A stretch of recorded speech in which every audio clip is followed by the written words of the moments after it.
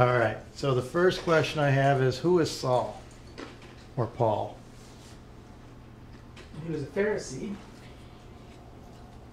He was a student of, who was the teacher? Galileo. Galleon. Something. Anyway, he was. Gallio was a proconsul. Who was the guy that he sat at the feet of? Well, anyway, he was a very zealous young man. Zealous over what? The law. Okay. Over the Was law. it persecuted? Persecuted? No. He He got into prosecuting the Christians, the church. Okay. So what we're going to look at is how he defines himself. Though I myself have reasons for such confidence, if anyone else thinks he has reason to put confidence in the flesh, I have more. Before this, they're talking about people who have confidence in the flesh, worldly things. Circumcised on the 8th day of the people of Israel, of the tribe of Benjamin, a Hebrew of Hebrews, and in regard to the law, a Pharisee. As for zeal, which you were talking about, persecuting the church. As for legalistic righteousness, faultless. This is how he described himself in a letter. He said, but whatever was to my profit, I now consider loss for the sake of Christ. So here's a question for you, if anybody can remember. What was his profession? He was a tent maker. That's right. It says that after this, Paul left Athens, went to Corinth. There he met a Jew named Aquila, a native of Pontus, who had recently come from Italy with his wife Priscilla because Claudius had ordered all the Jews to leave Rome. Paul went to see them, and because he was a tent maker as they were, he stayed and worked with them. So he went from making tents to persecuting the church. Now the Pharisees were over what? We had the Pharisees and the Sadducees. The Sadducees ruled over the temple. The Pharisees were over the The law. synagogues. The synagogue. The teaching and all that in Yeah. synagogues.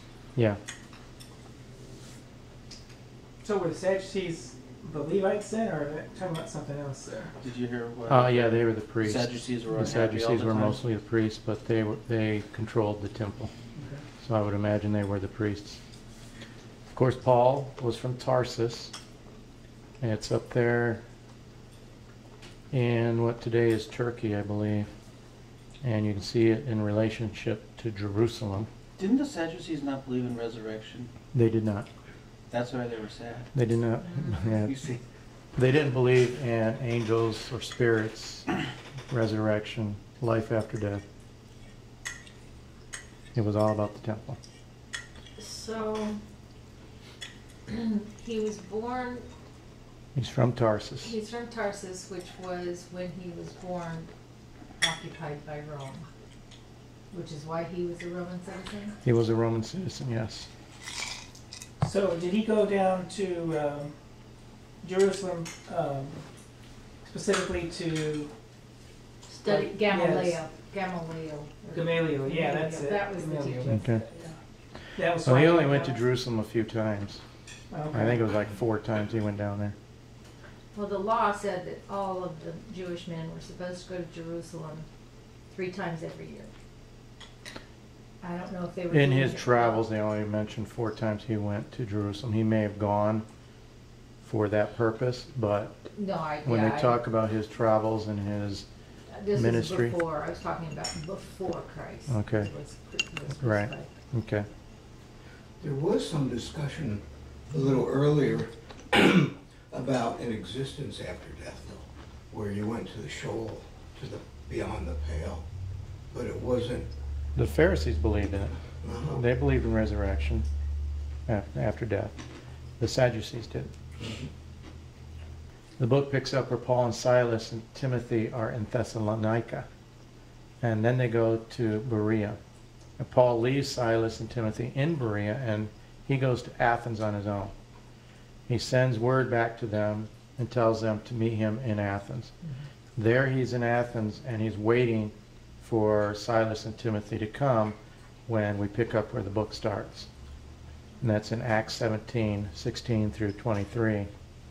When Paul was waiting for them in Athens, he was greatly distressed to see that the city was full of idols.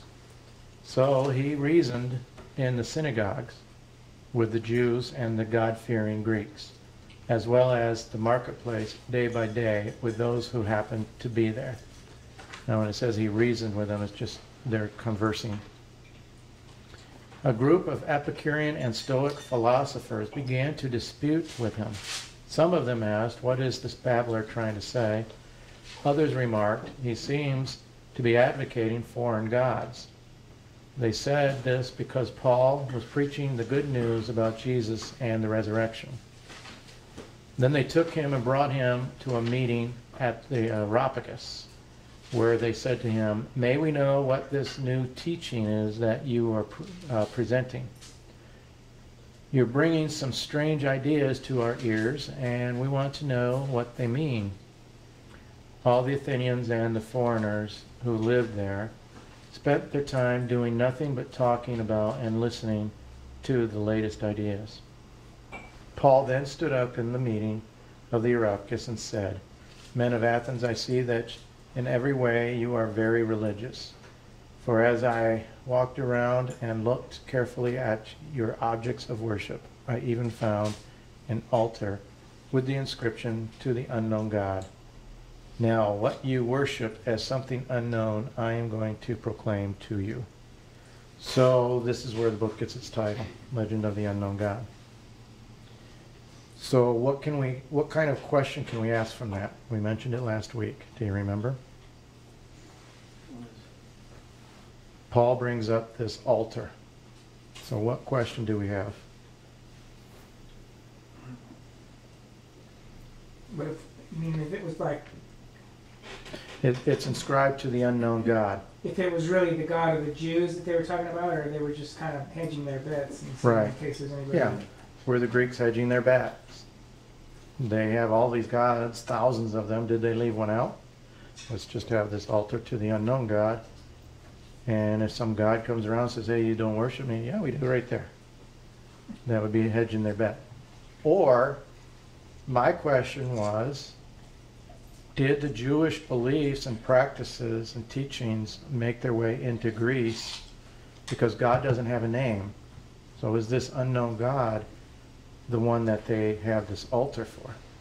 Which is what Paul is suggesting to them. You know, one of the nuances that gets deeper into the book before we haven't gotten there yet, I don't remember this part of it. Does the book delve into older history to try to bring it forward to this point in time? The whole book does that. Okay, a timeline issue I didn't remember. This book is more of a Look back. look back into time to answer that question. Is it possible or probable that the Jewish faith made its way into Greece and this altar has actually been made because of the Jewish God?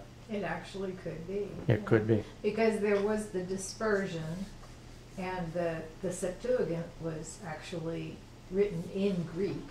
Mhm. So it's possible that it had gone there, yeah. So that's what we do. We're going to take that question and we're going to go back into history and we're going to see what happened. Now the whole deal with Paul, he could have been, if he had been tap dancing around it, is because of what they do to people that bring foreign gods to them and try to teach them. All right, it talked about Stoic and Epicurean philosophers. So, what is a Stoic philosopher?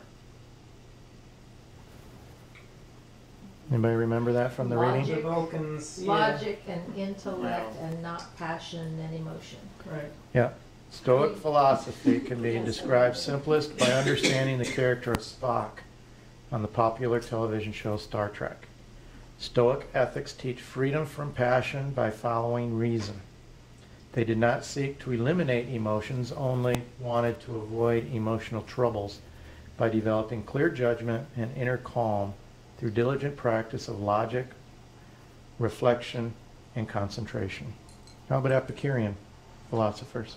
Maximizing pleasure, but to maximize pleasure, you don't go into excess, so you can prolong the amount of time you can enjoy pleasure, if that's a little not too circular.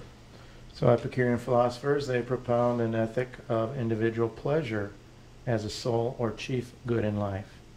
The Epicureans were as close to atheism as they could get without actually denying the existence of God. They sought the greatest amount of pleasure possible during one's lifetime, yet to do so moderately in order to avoid the suffering incurred by overindulgence in such pleasure. We also call this materialism. Yeah, I didn't realize they tried to do it in moderation. I thought they were like, I thought they had like in Rome, they had like the vomitorium so they could eat and then throw up and then go eat some more and all that kind of stuff. Well, they weren't in Rome, they were in Okay, Athens. yeah, that's true. Well, wouldn't Americans not necessarily be Epicurean? Epicurus. They would be. What's the other description of someone who does Hedonist. bacchanalian pleasures and going to excess just for the heck of it, and who cares about the fallout? Right. I don't know if that's bacchanalian, but I'm just. Yeah, we do that in America. Materialism, Mhm. especially at Christmas time. It's amazing. All right, what about Greek religion? They had a lot of gods. And Paul said, I see that you're very religious.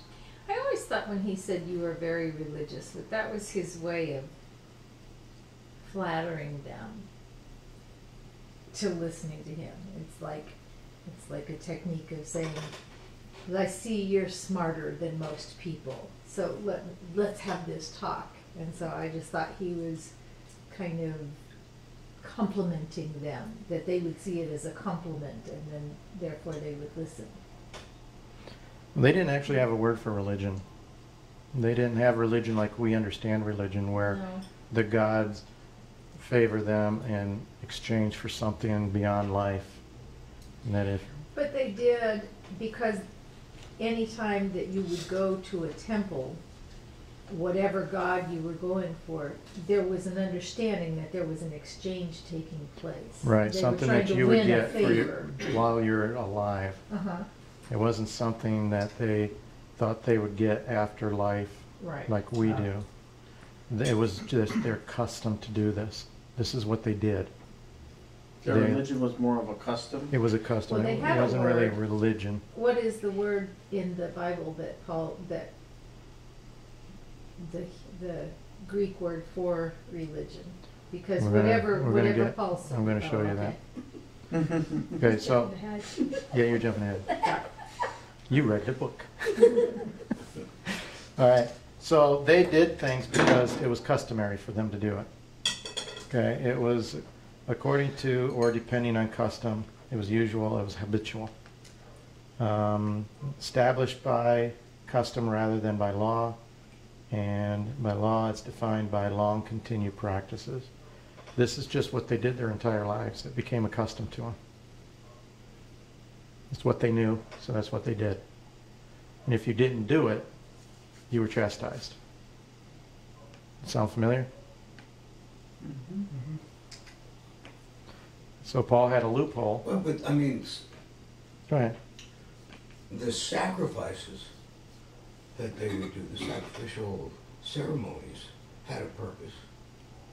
And they would do those prior to important events. Mm-hmm. In the Iliad, they talk about the sacrificing of the bulls Sure. and the other large animals to bring on the favor of the gods. Mm-hmm. So it was done in terms of asking the gods for something Right. in return for Mhm. the sacrifice. Mm-hmm.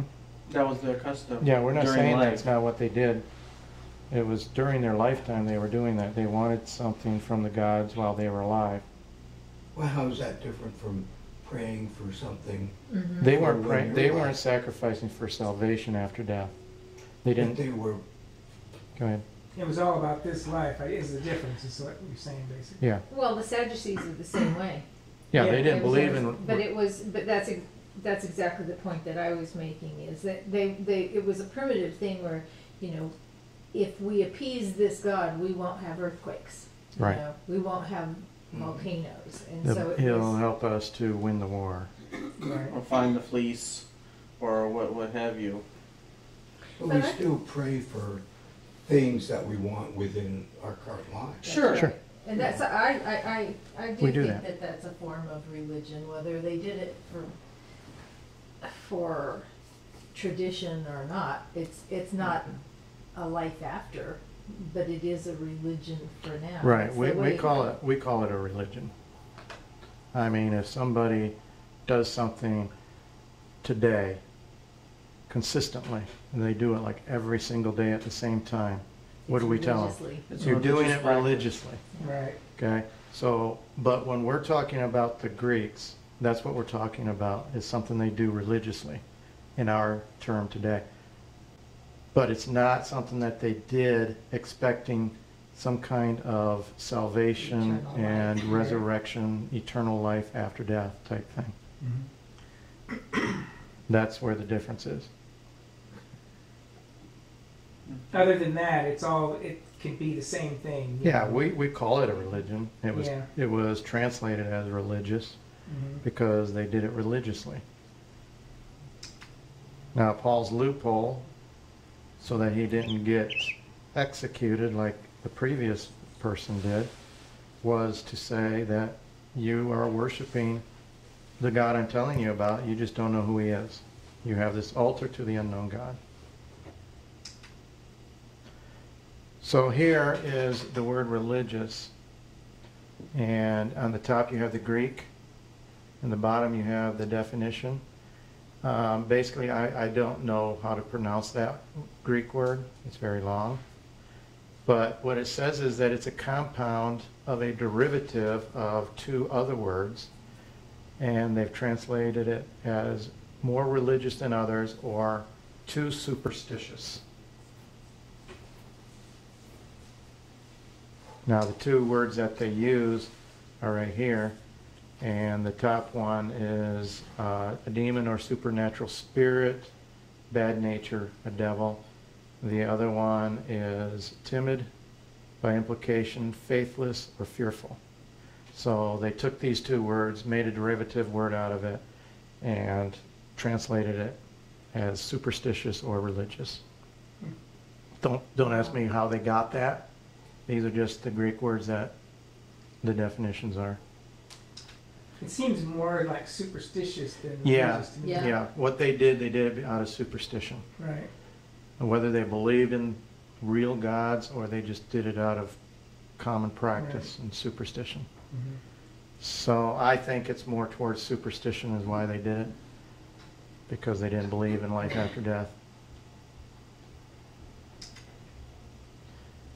So where did the altar come from, and were they worshiping God? That is the question that we're trying to answer in this book. So the dates on here are the best I could find. They may be off by 1 year or plus or minus. And when you look at these dates, when I was looking at it, it said that so-and-so was king for 2 years. Mhm. But the dates that I came up with were only 1 year difference.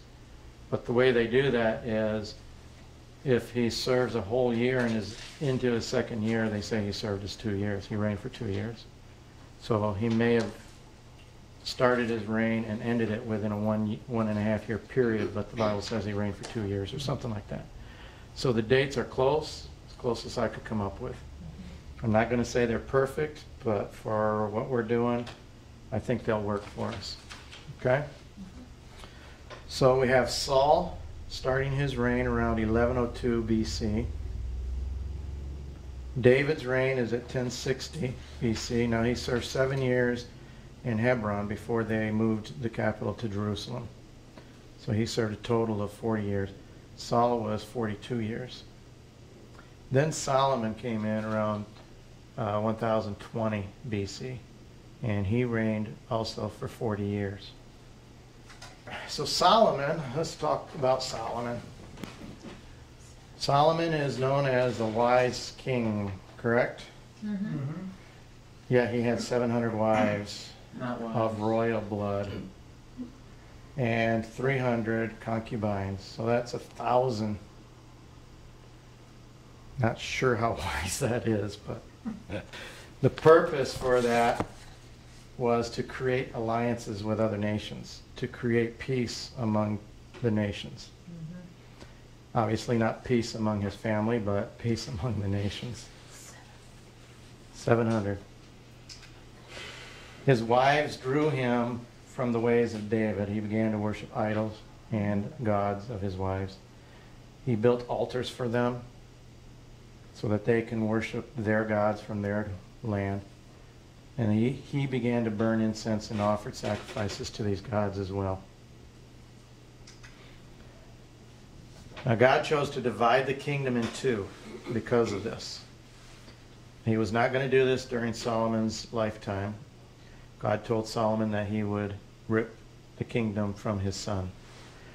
So Solomon's son Rehoboam would rule over 2 tribes in Jerusalem, and God would give the other 10 tribes to Jeroboam.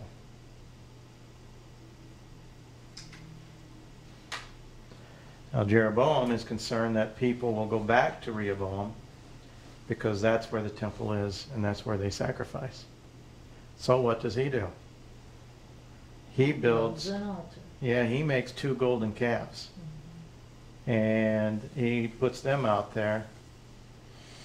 And in 1 Kings it says, after seeking advice, the king made 2 golden calves. He said to the people, "It is too much for you to go to Jerusalem. Here are your gods, O Israel, who brought you out of Egypt." And he set them up in Bethel and in Dan. He was afraid he was going to lose his people to Jeroboam. Sorry, Rehoboam. So close the names. Yeah. Yeah. That they would go back to Rehoboam because it was too far to travel to Jerusalem. So hey, let's just stay with Rehoboam. So he builds altars and calves, and he appoints priests for these high places that he builds from all sorts of people. Obviously, he doesn't have the priests among the 10 tribes that he has. They're over there with Rehoboam. Got to remember that. So he appoints people of all sorts of people. Anyone who wanted to become a priest, he would consecrate them. And this is what led them to the downfall and destruction of his house. Now Jeroboam is not a descendant of David. Yeah. He's from another tribe.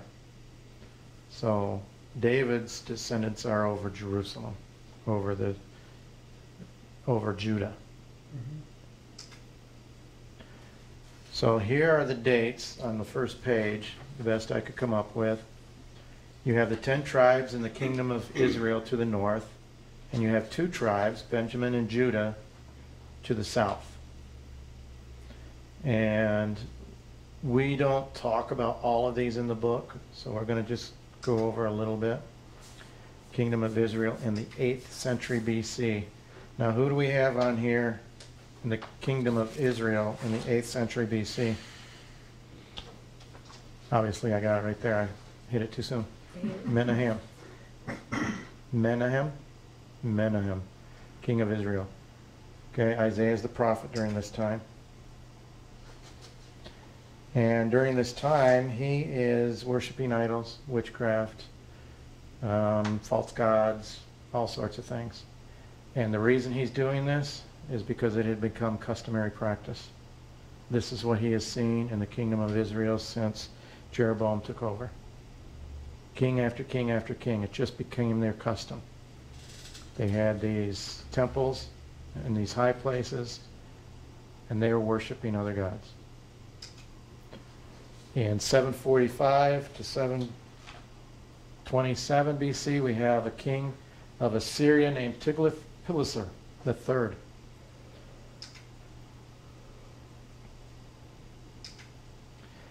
Now Menahem pays him off, and the Assyrian king leaves him alone.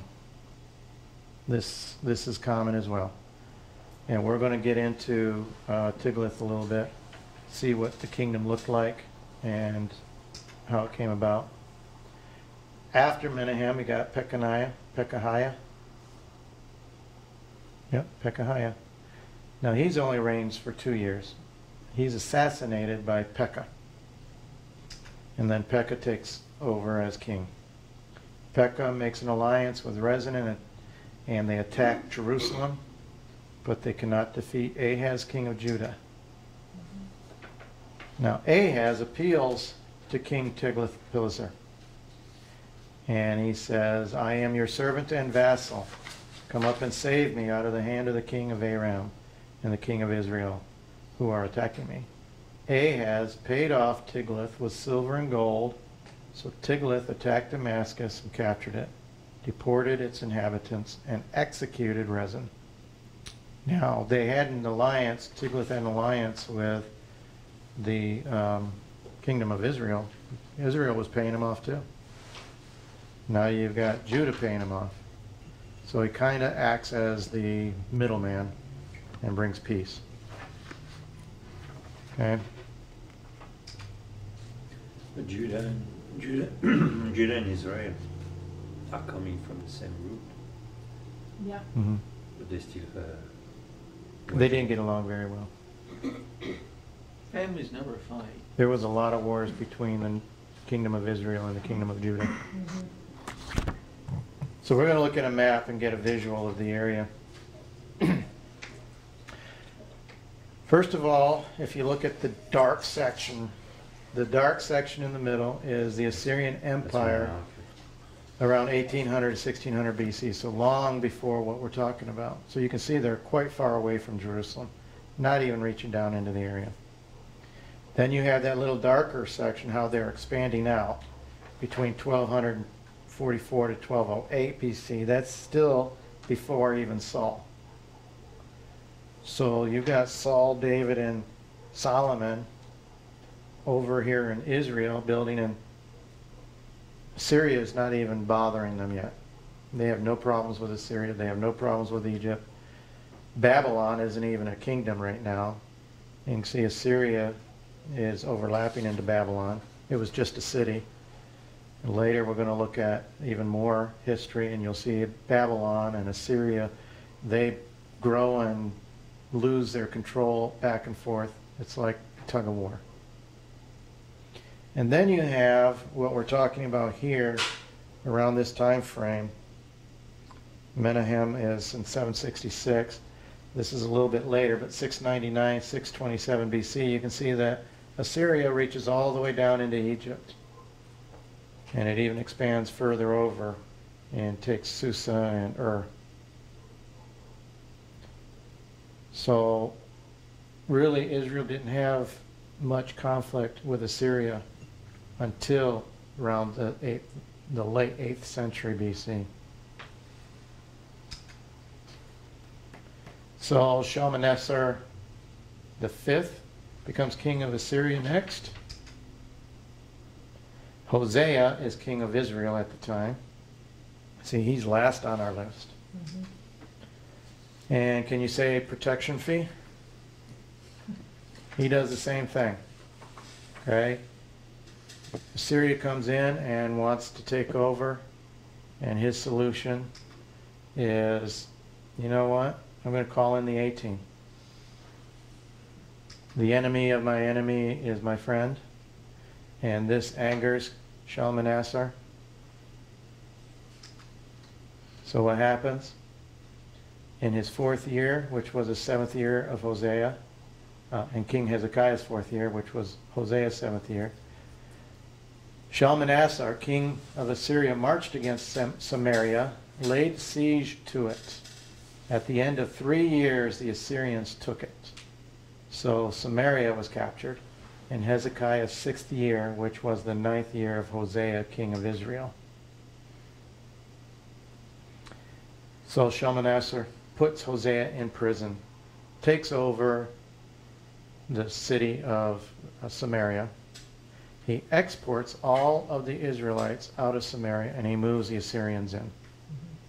Now what happens here though is that the Assyrians, the new Samaritans, okay, they move in and they start getting eaten by lions and getting attacked.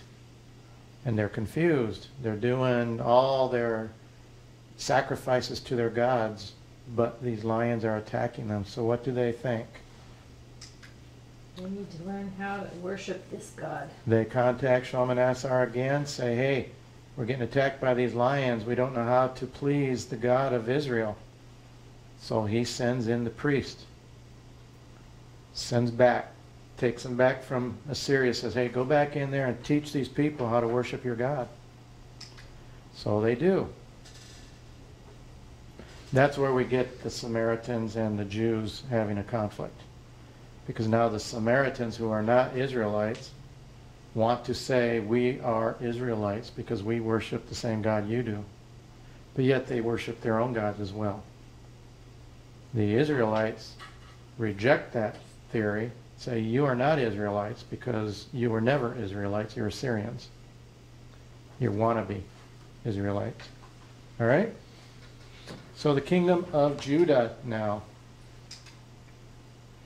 Start out with Uzziah, king of Judah. Uzziah is 9th century, late 9th century, so 810 BC. King at 16 years old, reigns for 52 years.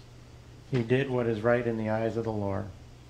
In Jerusalem he made machines designed by skillful men for use on the towers and on the corner defenses, to shoot arrows and hurl large stones. But after Uzziah became powerful, his pride led to his downfall. He was unfaithful to the Lord his God and entered the temple of the Lord to burn incense on the altar of incense. And I kind of noticed something here when it says that he made machines designed by skillful men for use on the towers. And you see how it's described? Machines to shoot arrows and hurl large stones. What does that sound like? Defense. Hmm? A defense. Yeah, what kind of machines were those? Catapults and Huh?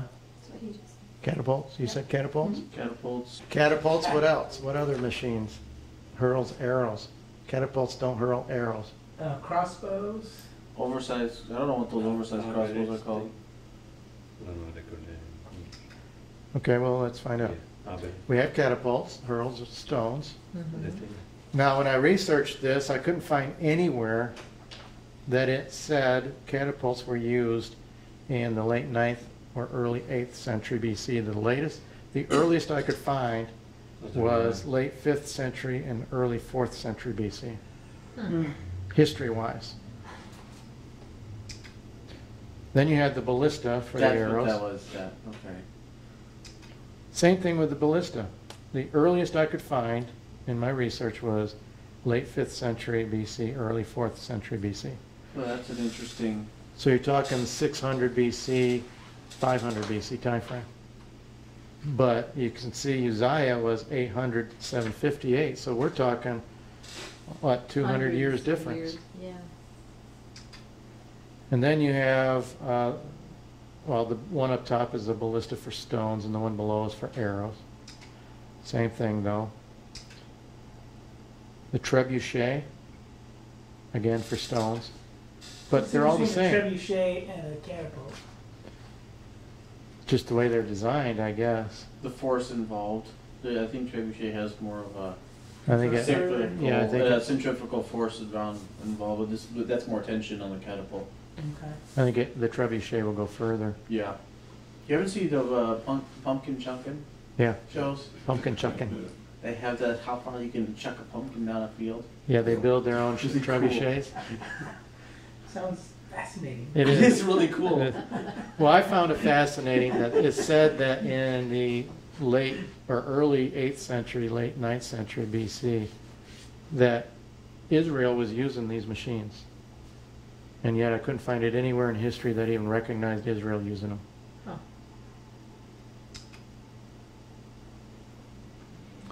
All right, after Uzziah, you have Jotham. He succeeds Uzziah as king at the age of 25. He reigns for 16 years. He did what is right in the eyes of the Lord. The people, however, continued their corrupt practices. After Jotham, you have Ahaz, king at 20, reigned for 16 years. He walked in the ways of the king of Israel and also cast idols for worshiping the Baals. He burned sacrifices in the valley of Hinnom, and sacrificed his son in the fire, following the detestable ways of the nations the Lord had driven out before the Israelites. He offered sacrifices and burned incense at the high places, on the hilltops, and under every spreading tree. Ahaz is attacked by the king of Israel and Aram. Ahaz calls for help, the Assyrian king Tiglath-Pileser. So he started out good, but he turned bad.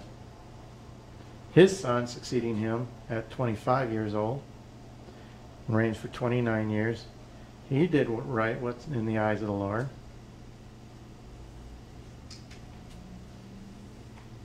See the difference between Judah and Israel? Israel had a whole line of kings that were bad. They're all bad. They were all bad. And here we have a bunch of kings that are good and an occasional bad one. But then they come back, which is probably why they remained longer.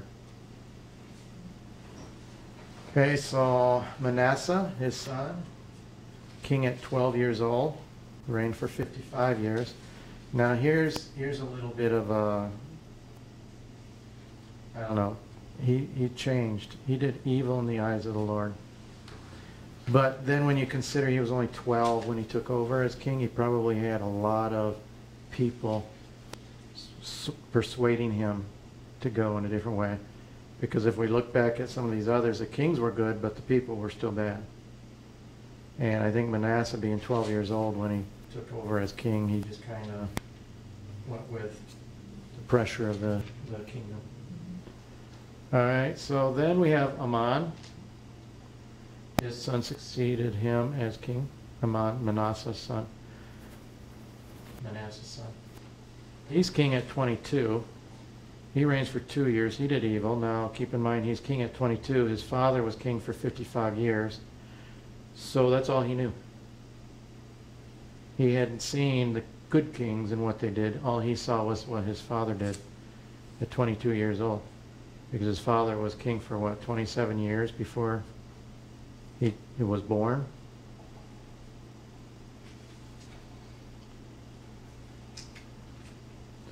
And then we come up with Josiah. Can we name some of the things that have become normal for us today? That wouldn't have been maybe 100 years ago, 200 years ago. What's ubiquitous is the internet, how we communicate. Certain ways that are more remote communication, let's say, versus 100 years ago you had the telephone, that's about it. Yeah, well, in the last days, the Bible says that right will be wrong, wrong will be right. So what have we sort of accepted today that was wrong, that has now become right? And it's just become... Premarital sex and stuff like that, is that what you're talking about? Something like that. Yeah, we now accept that as not being wrong anymore. Mm-hmm. Same-sex marriage. Mm-hmm. That's become...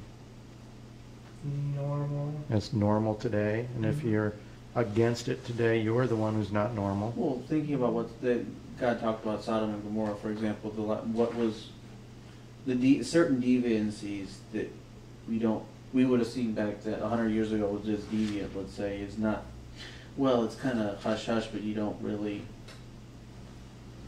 make as big a deal about it. Don't ask, don't tell type stuff. Yeah. It's become normal. It's become accepted. I was reading today on somewhere within politics, it's talking about liberals and how these kids who've gone through college have been trained by the colleges to be liberals, and now we're seeing them running for Congress, and we're starting to receive the pains of what they've been taught. Because like these kings who were, their fathers were king for 27 years before he was born and did evil, that's all he knew. So we've got these kids who grew up and everything is be careful what you say, legalism, you can't say anything against somebody else, you know, you can't do that. They go into Congress and they want to change everything and become socialists. It's the same thing. All these kids knew growing up, and now we're starting to reap some of that pain. So it's not just the same-sex marriage, it's what we're seeing right now in Congress with these freshman congressmen. And I don't want to get into politics here. It's just something that has become normal, and we're starting to see it become, if you disagree with them, you're the one that's wrong. And I'm just comparing it with the kings who grew up with their fathers that were evil in God's eyes, and they just followed along because that's what they understood, that's all they knew. Well, the difference nowadays, though, is that it's the people don't know how to agree to disagree. That may be how you feel, this is how I feel, we don't know how to be, people don't know how to be nice about it anymore. Right. Well, the Bible says, train up a child in the way he should So- go, and when he's old, he won't depart from it. And that's not what's been happening. We've gotten away from that, and we can see that in our politics, where they're pushing God out. They have been for years, and we're starting to reap that. But what we're seeing today is what they saw back then. That's what I'm trying to bring out of this. It's just things are changing right now today from what we knew. And if we take this back to the Greeks and Athens, they grew up the same way. Mm-hmm. This is what they knew their entire lives, so this is what they're doing. And that was their customs. And we're seeing things change here in the United States. Good or bad, we won't discuss that. We're just seeing changes. Okay? Mm-hmm. And then I have this little quote here. It says, we should stop creating a God that honors our lifestyle. We should create a lifestyle that honors God. And I think what people are doing today is that first one. They're creating a God that honors their lifestyle. And when you talk about it with them, their answer is, well, I don't believe God's going to send me to hell because I'm a good person. He's not going to punish me for my lifestyle because I'm not doing anything wrong in their eyes. Mm-hmm. And so they have created a God that honors that lifestyle. And what we should be doing is creating a lifestyle that honors God. All right, so what we have here during this time, around Josiah's time frame, is where we're talking about. Still, we have no Babylon, no kingdom of Babylon. We have Babylonia. It's still engulfed by the Assyrian Empire. To the east, you have the Medes. We'll talk about them later in the book. You have some kingdoms up to the north. And, of course, Assyria has reached down into Egypt as well. So this is what Josiah is facing. He's right there in the midst of Assyria. He's a long way from any help.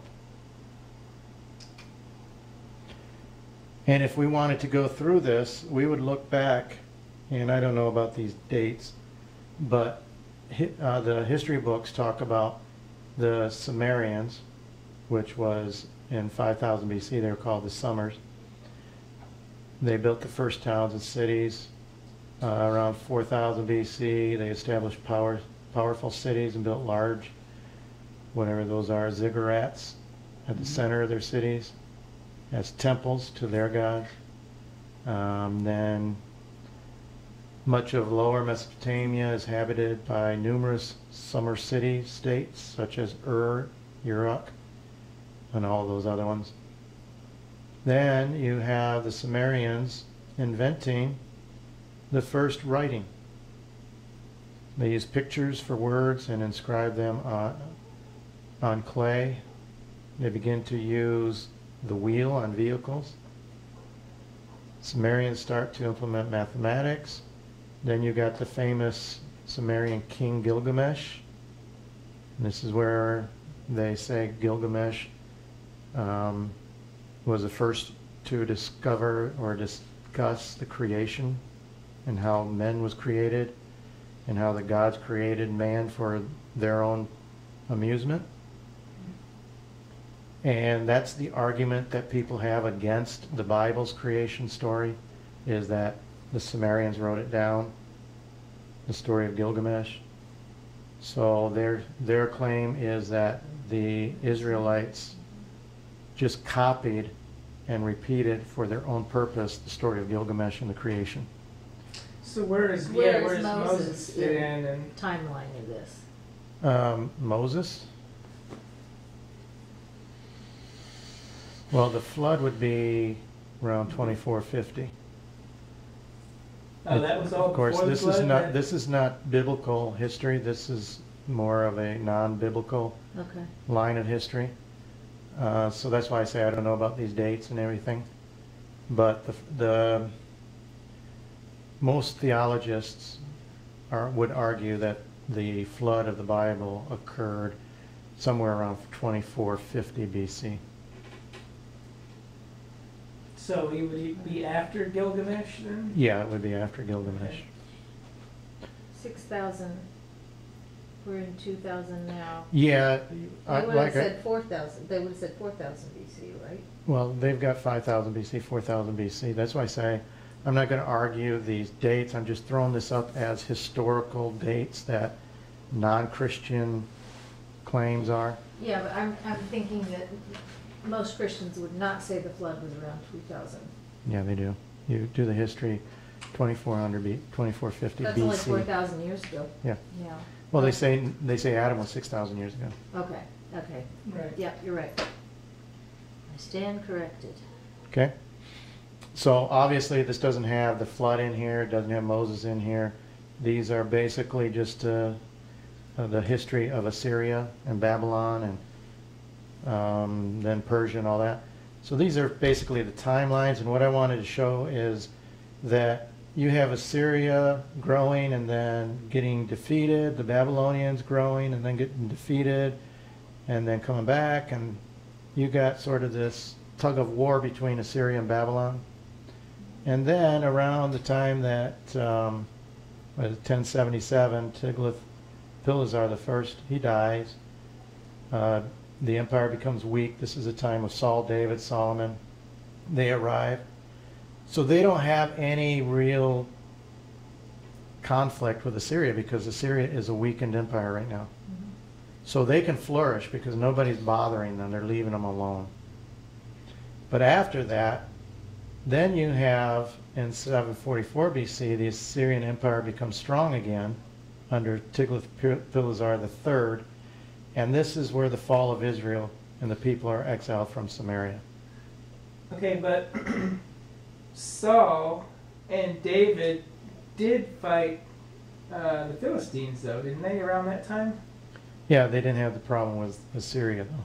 Oh, okay. They were just really fighting for the possession of the Yeah. land that God had given them.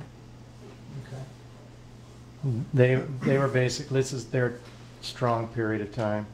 Yeah, they were fighting the Philistines, and that was their major conflict. But the Philistines were very small in comparison to what Assyria becomes. Because actually Assyria takes over the Philistine area too. So, Right, okay. so what I want to show in here is that during the time of Saul, David, and Solomon, they're not dealing with Assyria. Right. But then Assyria becomes strong, and that's when the fall of Israel from Samaria. And then down in the green, now you've got, somebody read that, Ashurbanipal becomes last great king of Assyria. He establishes a great library in Nineveh. This is during Manasseh, Amon, and then Josiah. Okay, so we're going to probably stop here, and because we're about an hour into it. We will pick up at Josiah in 2 weeks. A lot of that history, it gets confusing going back and forth between the kingdom of Judah and the kingdom of Israel. And on the second page that I gave you, I tried to create a timeline so that you could see who was king for the time. And then in the other kingdom, you had like 3 kings changing hands. So, who was Jonah a prophet under? What king? Do you remember? I don't know if it said specifically. Because I know that Nineveh was already Yeah, the enemy. I really don't know what year that was. It doesn't say. If you read the story of Jonah, it gives you no clues as to who the king was. Right. So it would be very hard to put him in anywhere on here and have any specific dates. Unless you could find a time when Nineveh repented. And Yeah. there was a tree that grew up and then died. And, Yeah, I'm you sure know, they documented okay, that. That's it. Maybe the story of Jonah and the worm gives us clues. Jonah and the worm. Actually, I tried to find a date for Jonah, and I could not find anything in there on him to give a date to Where him. did that story come from? Jonah and the worm. That's from my childhood. This is a kid's story. I don't know if you guys. Came from the book of Jonah. So any questions, comments? So seriously though, you know, I know you didn't have that on there, but like Egypt was powerful and, you know, and all that at one time too. So where would Right. they have fit in with all that? Egypt created an alliance with Assyria. Okay. Assyria became the overlords to Egypt, but allowed Egypt to rule their own kingdom. Egypt was, Weren't they like the world when Solomon, yeah, but when Solomon was reigning, he was pretty strong, and Egypt kind of, he was married to Pharaoh's daughter, but Egypt was kind of, They have an alliance with Solomon because of that marriage. yeah. So they left him alone. And when he died, they were like too quick to, Yeah. Well, when he died, you had Assyrian taking over, and they were starting to move in on Israel. And they were pushing their way down in, and they were eventually going to take over Egypt as well, which is what that last map showed, was they reached all the way down into Egypt. But it was because of an alliance, and it's like we have with the United States. We have 50 states. Each state has their own government, but we have a federal government. So that would be like Assyria being the federal government with all these city-states, and their kings are ruling over their little city-states, but they had to answer to their federal state, Assyria. Right. so where's Alexander the Great in all this? He comes much later. He was still BC though, right? He was like, Yes, he was still Okay. BC, but he's like 300 BC. okay. He's after this book. He doesn't even come into this. However, we do talk about Pythagoras, Right. and we talk about Socrates. So we will get into those. Yeah, it's fascinating. Yeah. So Alexander the Great, he comes after Persia. Well, when did the Greek language, I mean, Well, it's kind of, Alexander the Great was Yeah, the I one would that spread. say it was when Alexander okay, took so it over. wasn't around through anything we've talked about yet No, at this point. no, they were, But it was before Christ. Yeah. yeah. Yeah, because it was before Rome. Right. Do we know much about how the Israelis actually practiced their religion in this period of time? Well, from what we can see, they weren't practicing their religion much. They were supposed to be worshiping only God, and it's my belief that they were doing sacrifices Oh, absolutely. in the city In the at the temple in Jerusalem. They were Yeah. just mixing other gods and just like, to be honest, we do in the United States. Yes. I mean, we go to church, but then you come home and your TV, your cell phone, your sports, your. Well, not Wait only a minute. that. That becomes Don't- your No, God. Don't- I mean, don't throw I'm talking sports in about not even just pastimes like that, but you know, how many people would read their horoscope Mhm. or We're or throwing other things in have besides. Right. crystals hanging in, and that's Yeah. exactly it. They Catchers just, and all that stuff. they just don't, They don't see that it's, that there's a conflict. yeah. And that's, when you were asking the question earlier, that's really the answer. We're throwing other things in, other religions in along, or other beliefs in along Right. with what we're learning Mm-hmm. at church ourselves. And some Yeah. churches are throwing it all in the church and Mm-hmm. not sticking with just the Bible. So, I would go so far as to say that people have their TV shows that they watch religiously. Mm-hmm. if you miss it, you have a problem. The younger Yeah. generation does it. The younger generation, it's about their phones, Yeah, their social media, there's other things that they're more into. If they watch something, it's not sitting down on TV, it's through their phones.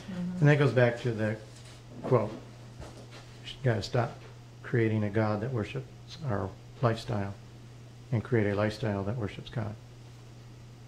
Yeah, that's good. Because that's what we do. We've created a lifestyle that really doesn't worship God. It worships the TV. It worships our cell phones, our sports. Well, and that's the thing, you know, we were talking about the stuff that's become normal now. Well, that's how it's gotten to us, is from TV, and, you know, you watch. Yeah. And I confess, some of the shows that we watch, you know, there's all that stuff's on there, and it's like, no big deal. And I would love to say that it's not all bad, but that would be my upbringing, that I'm used to these things, so I look at it and say, well, there's nothing wrong with that. And I'm sure that the Israelites did the same thing. My parents had an interesting practice after they went out on a date and saw a movie, just recalled to me. They would have a discussion about what the movie was saying and doing and what it implied to today's culture. Mm-hmm. It was it wasn't just absorbing the movie, oh, that was fun. It was a deconstruction of the movie and its cultural relevance or importance. My mom did that while we watched TV.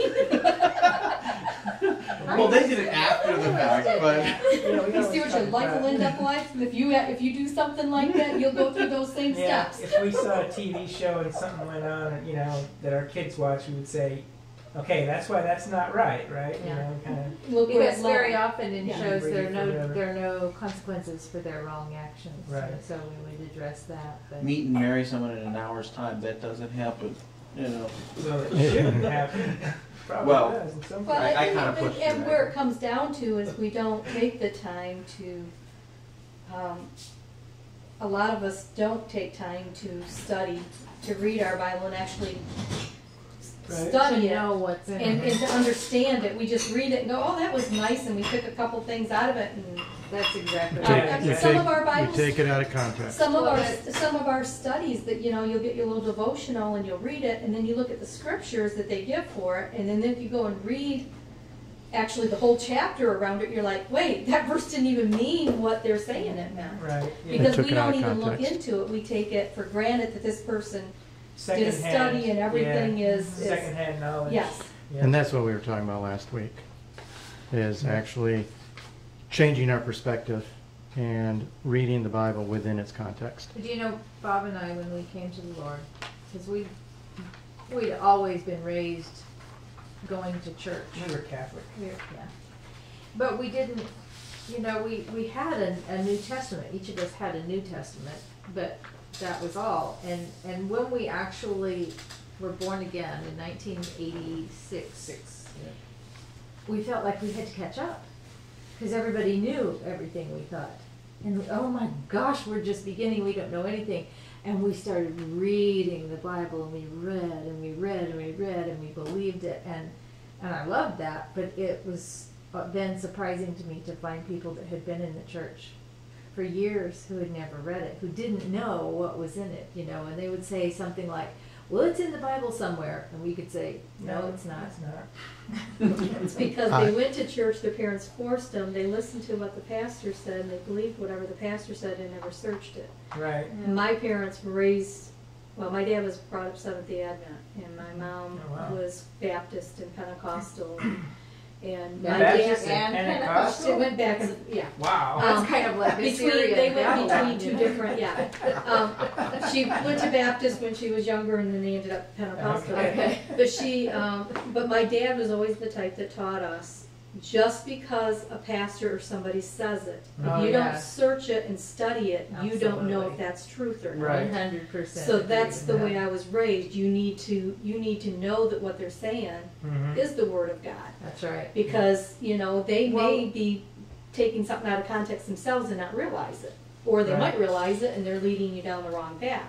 Yeah, exactly. There, yeah. Either way, It's kind of Yeah, like you're learning how responsible. to recognize counterfeit bills. Mhm. They don't train the tellers, these are the different ways the counterfeit looks. It's just that the more familiar they are The real with the real thing. money, the more they recognize. The whole, you know, the point of that is that when you're really familiar with the word, then you recognize Yep. when there's something That's wrong. why, Yeah. that's why Scripture says to study, to show yourself approved. We had a pastor that That he you're would, not deceived. he would kind of make fun.